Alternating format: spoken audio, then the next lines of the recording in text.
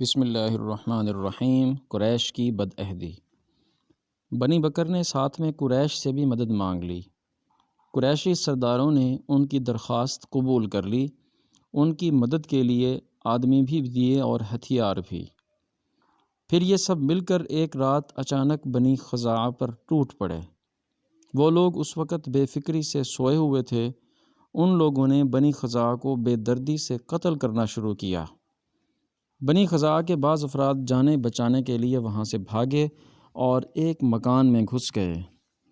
قریش نے انہیں وہاں بھی جا گھیرا اور پھر اس مکان میں گھس کر انہیں قتل کیا۔ اس طرح قریش نے بنی بکر کی مدد کے سلسلے میں اس صلح نامے کی دھجیاں اڑا دیں۔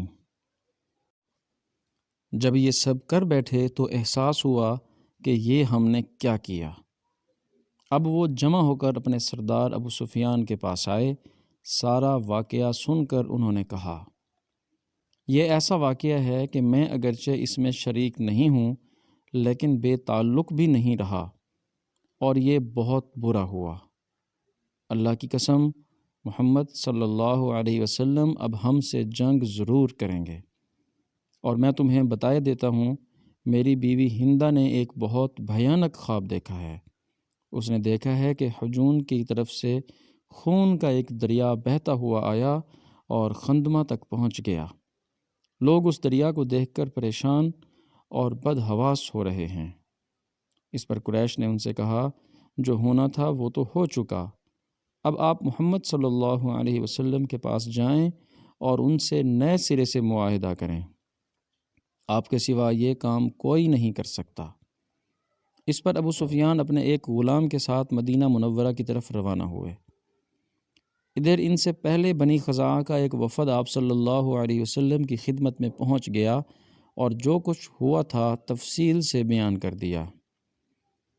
حضور صلی اللہ علیہ وسلم اس وقت مسجد نبوی میں اپنے صحابہ کرام رضی اللہ عنہم کے ساتھ تشریف فرما تھے۔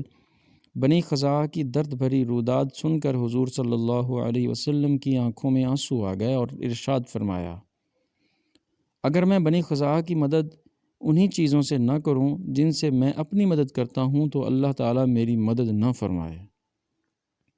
اسی وقت آسمان پر ایک بدلی آ کر تیرنے لگی۔ حضور صلی اللہ علیہ وسلم نے اس کو دیکھ کر ارشاد فرمایا، یہ بدلی بنی خزاعہ کی مدد کے لیے بلند ہوئی ہے۔ ام المومنین حضرت میمونہ رضی اللہ عنہا فرماتی ہیں کہ ایک رات رسول اللہ صلی اللہ علیہ وسلم میرے پاس تھے۔ رات میں اٹھ کر انہوں نے نماز پڑھنے کے لیے وضو کیا۔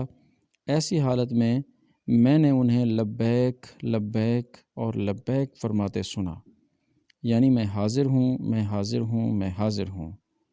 ساتھ میں آپ صلی اللہ علیہ وسلم نے یہ بھی فرمایا، میں مدد کروں گا، میں مدد کروں گا، میں مدد کروں گا۔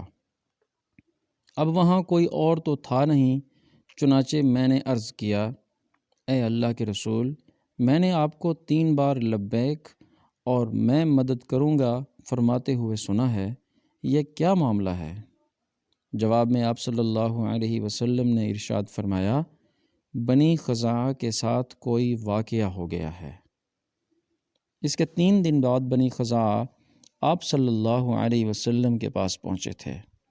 گویا اللہ تعالیٰ نے پہلے ہی آپ صلی اللہ علیہ وسلم کو خبر دے دی تھی، جبکہ ابو سفیان اس کوشش میں تھے کہ اس سلسلے میں سب سے پہلے وہ حضور صلی اللہ علیہ وسلم سے جا کر ملیں، یعنی ان کے وہاں پہنچنے سے پہلے مسلمانوں کو اس واقعہ کی خبر نہ ہو۔ حضور صلی اللہ علیہ وسلم نے اپنے صحابہ کرام رضی اللہ عنہم کو بھی پہلے ہی ان الفاظ میں خبر دے دی تھی۔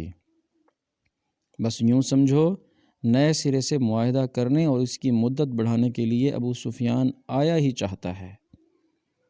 پھر ابو سفیان سے پہلے ہی بنی خزاعہ کا وفد مدینہ منورہ پہنچ گیا۔ یہ لوگ حضور صلی اللہ علیہ وسلم سے مل کر واپس روانہ ہوئے تو راستے میں ابو سفیان سے ان کا سامنا ہوا۔ ابو سفیان نے ان سے کچھ پوچھنے کی کوشش کی لیکن وہ بتائے بغیر آگے بڑھ گئے۔ تاہم ابو سفیان نے بھانپ لیا کہ یہ لوگ اسی سلسلے میں مدینہ منورہ گئے تھے۔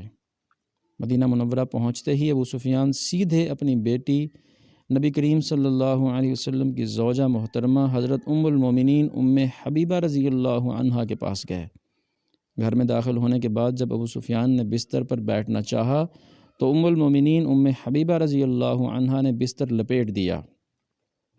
یہ دیکھ کر ابو سفیان حیرت زدہ رہ گئے۔ انہوں نے کہا، بیٹی یہ کیا؟ مہمان کے آنے پر بستر بچھاتے ہیں کہ اٹھاتے ہیں؟ حضرت حبیبہ رضی اللہ عنہا نے فرمایا، یہ رسول اللہ صلی اللہ علیہ وسلم کا بستر ہے اور آپ مشرک ہیں۔ یہ سن کر ابو سفیان بولے، اللہ کی قسم، میرے پاس سے آنے کے بعد تجھ میں خرابیاں پیدا ہو گئی ہیں۔ اس پر حضرت حبیبہ رضی اللہ عنہا نے فرمایا، یہ بات نہیں، بلکہ بات یہ ہے کہ مجھے اسلام کی ہدایت عطا ہو گئی ہے، جبکہ آپ پتھروں کو پوجتے ہیں، ان بتوں کو جو نہ سن سکتے ہیں اور نہ دیکھ سکتے ہیں۔ آپ پر تعجب ہے، آپ قبیلہ قریش کے سردار اور بزرگ ہیں، سمجھدار آدمی ہیں اور اب تک شرک میں ڈوبے ہوئے ہیں۔ ان کے جواب میں ابو سفیان بولے، تو کیا میں اپنے باپ دادا کا دین چھوڑ کر محمد صلی اللہ علیہ وسلم کے دین کو اختیار کر لوں؟ پھر ابو سفیان وہاں سے نکل کر حضور اکرم صلی اللہ علیہ وسلم کی خدمت میں حاضر ہوئے، لیکن آپ صلی اللہ علیہ وسلم نے نئے سرے سے معاہدہ کرنے سے انکار فرما دیا۔ اب وہ حضرت ابوبکر رضی اللہ عنہ کے پاس گئے اور انہوں نے بھی کوئی بات نہ سنی۔ وہ بار بار سبھی بڑے لوگوں کے پاس گئے لیکن کسی نے ان سے بات نہ کی۔ آخر ابو سفیان مایوس ہو گئے اور واپس مکہ لوٹ آئے۔ انہوں نے قریش پر واضح کر دیا کہ وہ بالکل ناکام لوٹے ہیں۔ ادھر ابو سفیان کے روانہ ہونے کے بعد ہی نبی اکرم صلی اللہ علیہ وسلم نے مسلمانوں کو کوچ کا حکم فرمایا۔ مسلمانوں کے ساتھ حضور اکرم صلی اللہ علیہ وسلم نے اپنے گھر والوں کو بھی تیاری کا حکم فرمایا، لیکن یہ وضاحت نہیں فرمائی تھی کہ کہاں جانا ہے۔ آپ صلی اللہ علیہ وسلم نے آس پاس کے دیہاتوں میں یہ پیغام بھیج دیا۔ ان لوگوں کو حکم ہوا کہ رمضان کا مہینہ مدینہ منورہ میں گزاریں۔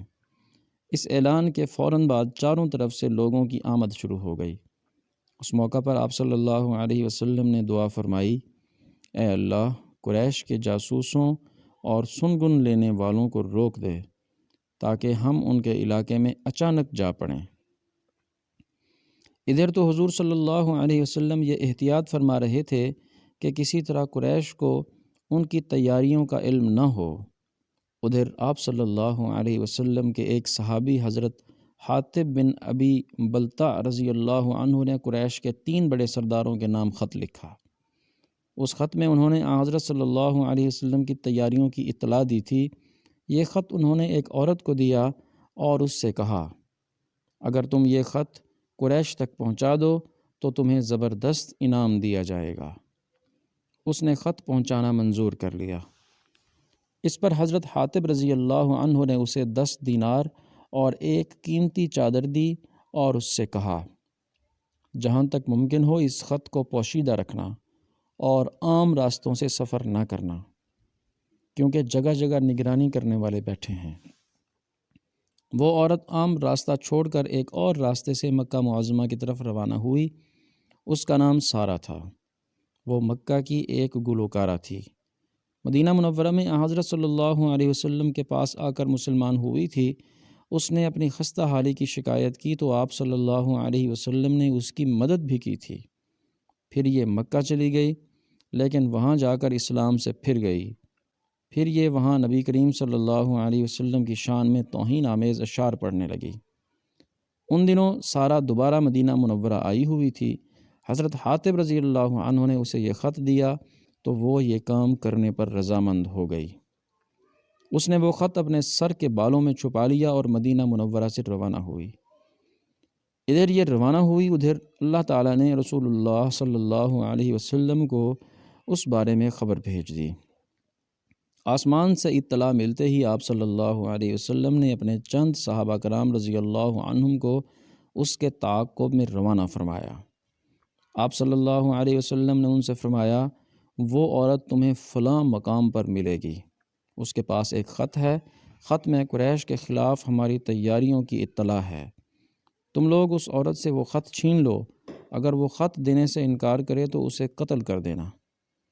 یہ صحابہ حضرت علی، حضرت زبیر، حضرت طلحہ اور حضرت مقداد رضی اللہ عنہم تھے۔ حکم ملتے ہی یہ اس مقام کی طرف روانہ ہو گئے۔ نبی اکرم صلی اللہ علیہ وسلم کے فرمان کے عین مطابق وہ عورت ٹھیک اسی مقام پر جاتے ہوئے ملی۔ انہوں نے اسے گھیر لیا۔ سیرت کا یہ مبارک سلسلہ جاری ہے۔ آپ سے گزارش ہے کہ چینل کو سبسکرائب کر دیں، ویڈیو کو لائک کریں اور اسے دوستوں کو شیئر کریں۔ آپ کے تعاون کا شکریہ۔ جزاکم اللہ خیراً کثیرا۔